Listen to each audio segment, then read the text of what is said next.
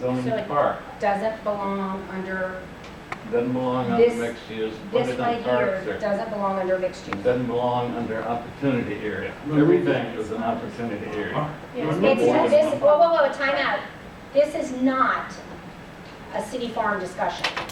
City farm is one of many, many areas that is, currently has that, what you were talking about, the red slab. There are a number of areas in the city that are still under study, and we're gonna talk about them.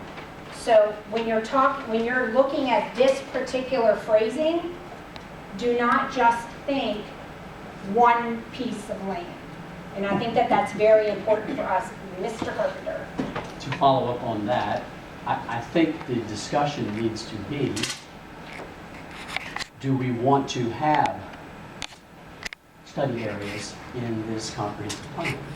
Or Or, do we, as a group, want to say, you know, every area is give it a. assigned, this is residential, this is industrial, this is retail, whatever it might be? Or, so do you group want to answer that question, or do you just want to, excuse the language, kick the can down the road and let somebody else handle it?